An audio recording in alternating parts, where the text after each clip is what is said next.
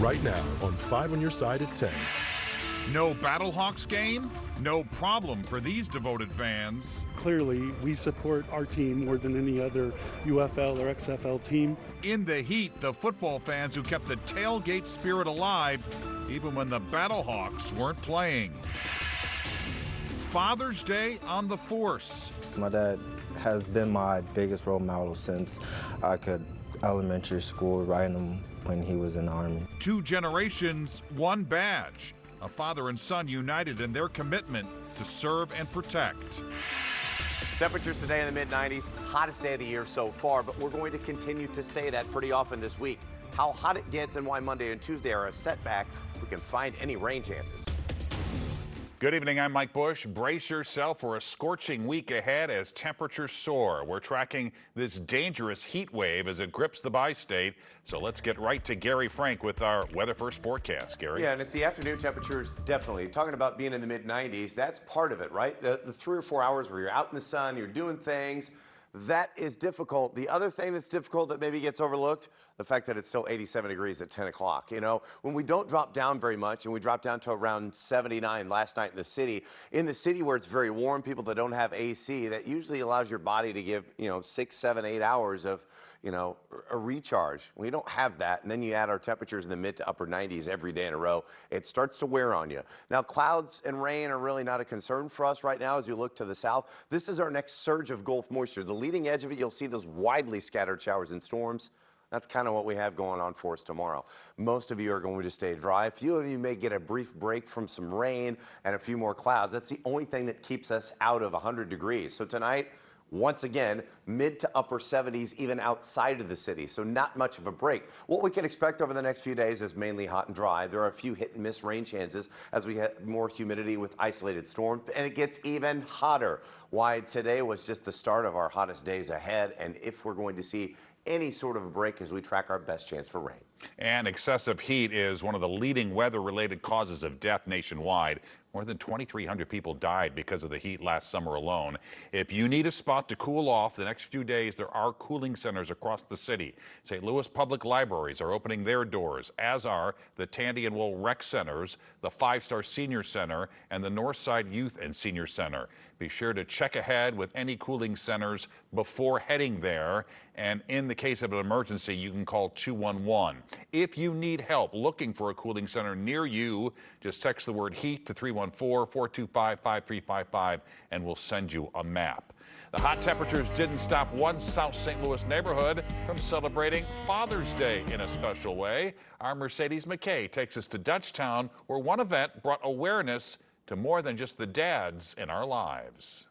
Despite temperatures reaching well above 90 and feeling like the triple digits, Marquette Park had an action-packed Sunday. I was already prepared to deal with it since I saw it the other day. I was like, man, it's going to be 100 degrees out there, so we just got to deal with it. For Benny Robinson and Marcus Haskins, the heat was welcome news because for the last 2 years, their Father's Day Juneteenth kickball tournament was rained out. Great weather, even though it's hot.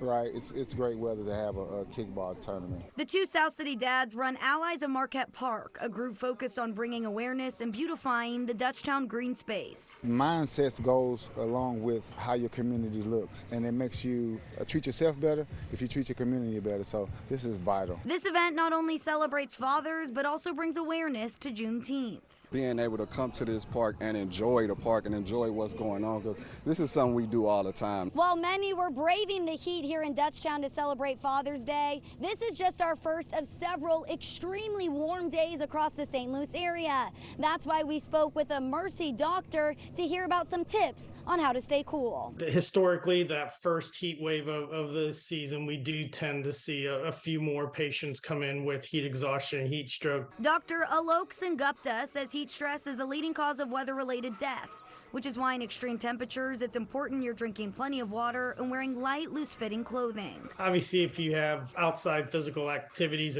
that you need to do, put those on hold and wait till the temperatures come back down. Some signs to look out for is dizziness, muscle cramps, headaches, and clammy skin. Dr. Sengupta says it's important to listen to your body because these symptoms come quickly. You're just not used to this heat, and so you think you can do the same amount of work that you typically do, and then it sneaks up on you. Mercedes McKay, 5 on your side.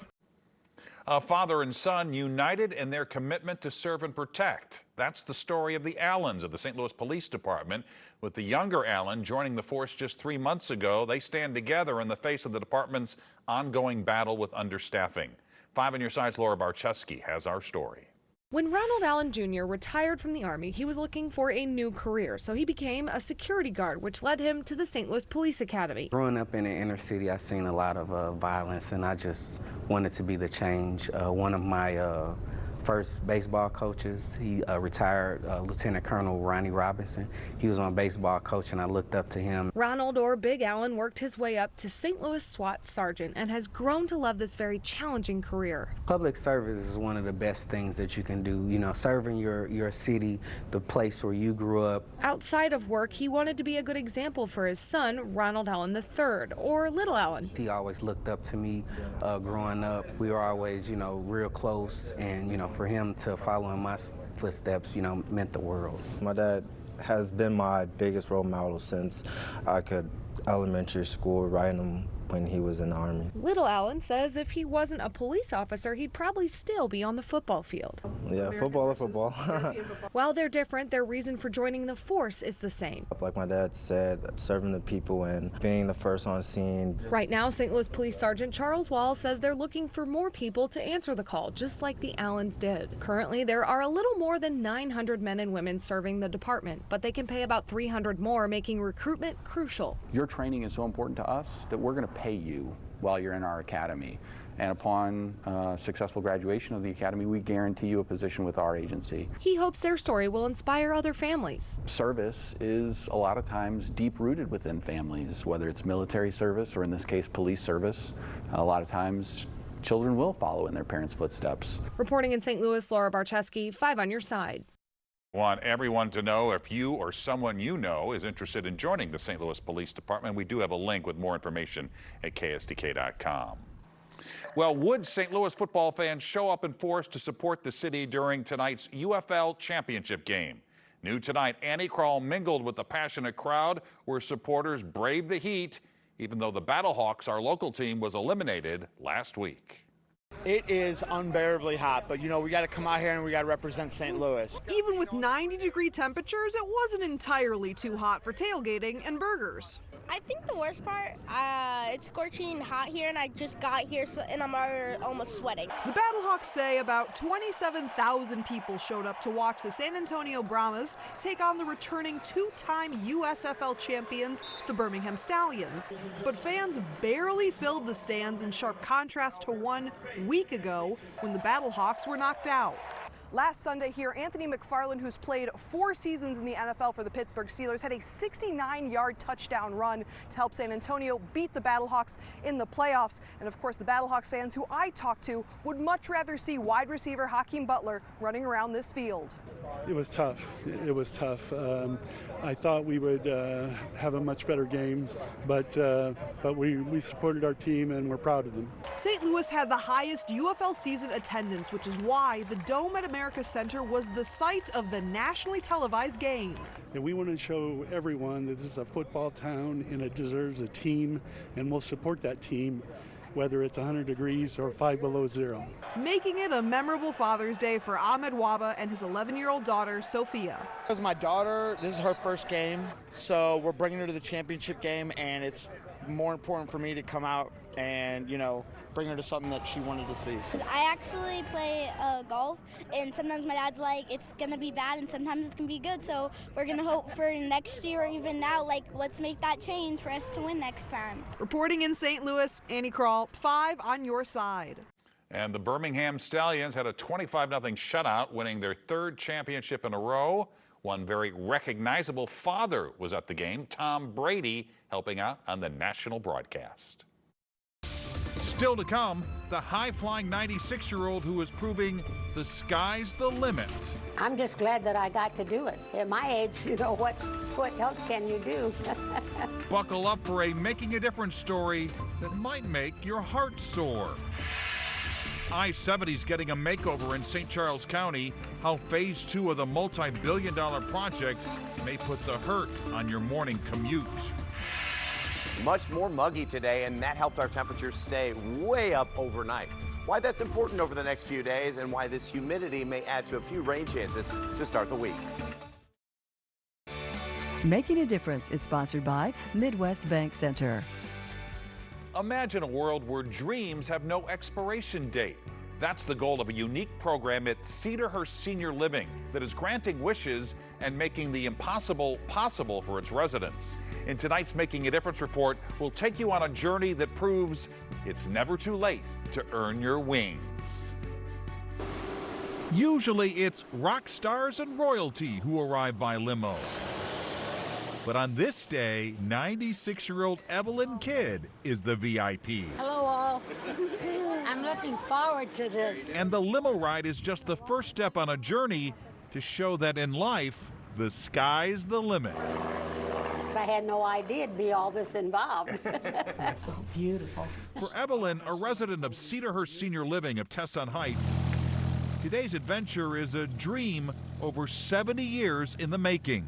She's had a love affair with the sky ever since meeting her late husband, Gene, a Navy aircraft mechanic. After restoring a wrecked plane, Gene earned his pilot's license, and weekend flights became a family tradition. I remember being very young, and they're like, let's go flying, and we'd go up. I'd go up with my dad and her, and he'd do a loop, and she'd be, oh, the kids. I'm like, and we'd be back there just laughing, going, do it again. Well, after you. Evelyn learned to fly too, though she never got her license. She did log her progress in her cherished logbook. The last entry before today? August the 20th, 1950. I feel great. This is wonderful. Now, thanks to Cedarhurst's Dream Come True program, which grants residents a chance to realize a lifelong wish. Got it. Snap this. Evelyn is ready for takeoff once more. Dream Come True falls in line with our mission to have homes where people feel valued, feel loved, and to be able to live life to the fullest. Today's flight, courtesy of Elite Aviation, held a long-awaited treat for Evelyn. A bird's-eye view of the Gateway Arch, a sight off-limits during her flying days. No, we didn't dare fly over the city. You weren't allowed to fly over cities unless you were in a big airplane. And as she soared over St. Louis, there was one more breathtaking highlight for Evelyn. It definitely looks like they did a loop of some sort. To fly along the Mississippi to see where the Missouri and the Mississippi come together, that was great. Back on the ground, it was a dream fulfilled and a spirit rekindled. So we'll write duration of flight here, 1.1. And there would be a new entry in the logbook, June 2024. Over by day, I'm gonna put the same thing, our hour and 6-minute flight time today.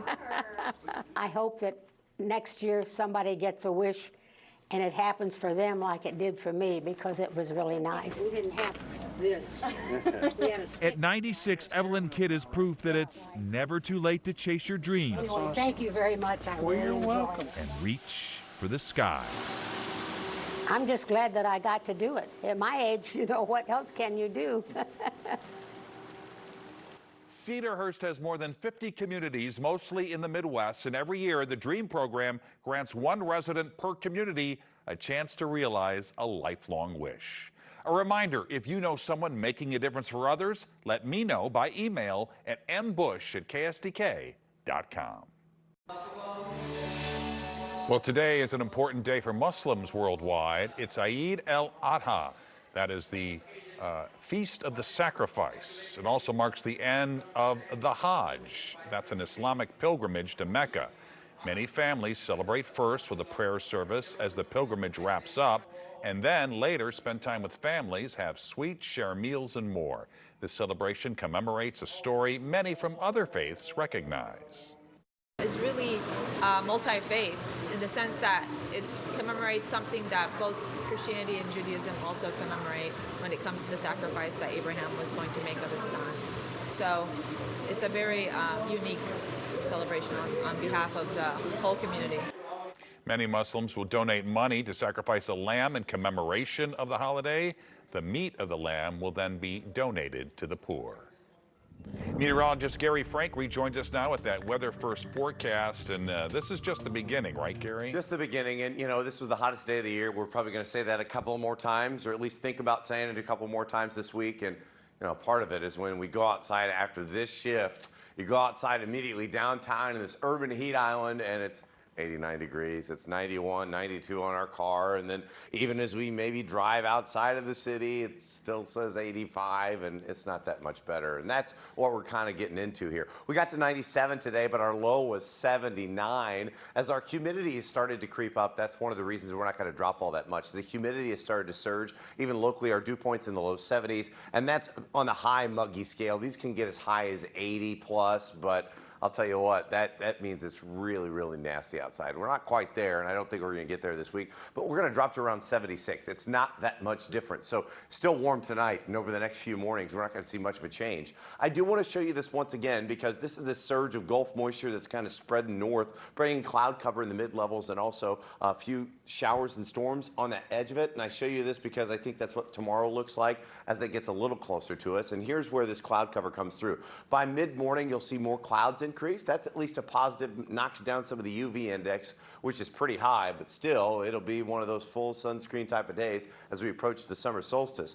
A few widely scattered showers and storms may run you inside for a few minutes, but enjoy the rain because there's not much of it over the next few days as you see that through 5 o'clock. And once the sun sets, things settle down. We're in the mid-90s tomorrow. There will be more clouds with widely scattered showers and storms. Most of us stay dry. These storms that show up tomorrow afternoon during the heating of the day, they run you inside for 15 to 30 minutes at max. Then by Monday, it still feels like 101. Doesn't matter if it's not 100. If we didn't get there today, it'll feel like it. A little bit less on Tuesday with more cloud cover and maybe less rain chances, but by Wednesday, it even gets worse. This high pressure that strengthens over D.C., New York, the Northeast, even into Maine, significant heat into the Great Lakes. These are areas without air conditioning that are just built into their homes. We know it's going to be hot, but as this starts to settle in, it provides sinking air, dry air. And we haven't showed the drought monitor for a while because it rains so much all the time, and that's not much of an issue. But I think over the next 7 to 10 days, you're already seeing it get crispy as that ridge keeps all main storms away from us, 1/3 of an inch. And I think that might be high because as temperatures continue to stay in the mid-90s with this sinking air and this high pressure that strengthens 100, 101, and then our next chance for rain on Sunday does not look minimal, and it's just going to be hot for the next 10 days. Good evening, I'm Paul Cook, your traffic guy on Today in St. Louis. It's time for On the Move. The second phase of the enormous Improve I-70 project is in full force. And I have some lane closures you need to know about in St. Charles County for the upcoming week ahead, so you don't get caught up in any delays. The Missouri Department of Transportation announced the crews will close the left lane on westbound I-70 between Wentzville Parkway and the Warren County line on Monday through this Wednesday, June 19th, overnight. And crews will close the left lane and right shoulder on westbound I-70 between the St. Charles County line and Route MM in Warrenton on Thursday of this week, June 20th. Across the whole next week, each night, they will be closed from 9 p.m. to 6 a.m., along with the other lane restrictions from this $2.8 billion project. There's plenty of road work to cause slowdowns for you each day. And I-6440 is already seeing heavier traffic right now as an alternate. And the lack of good options are one of the reasons why this big project is being done to begin with.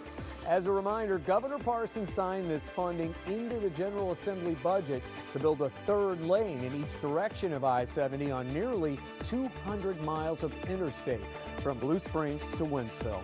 Most of all, this work is weather dependent. I'll let you know of any changes weekday mornings on Today in St. Louis. Paul Cook, 5 on your side. A family looking for answers, what a mother has to say after traveling to San Antonio to find her missing son. Tonight, a man is behind bars and facing charges for killing his mother and cousin in a Berkeley home. Police arrived yesterday at around 4:45. There, they found Lorente O'Kane and both victims, his mother and her 11-year-old niece, both stabbed to death. Right now, O'Kane is being held at the St. Louis County Justice Center without bond. Tonight, we're working to learn more about a deadly motorcycle crash in South City. Police were called to the intersection of Jefferson Avenue and Utah Street at around 2 this afternoon. There, 2 people on a motorcycle were hit by a car. Both were taken to the hospital where they later died.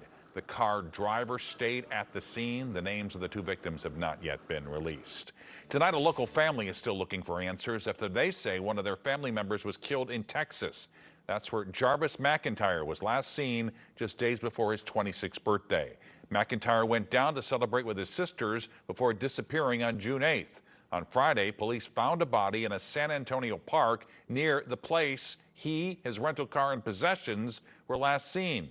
McIntyre's mom says that was him, saying the tattoos on the body match her son's.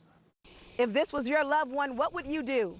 I have traveled all the way from St. Louis, Missouri to find out about my son's murder. We want the person found.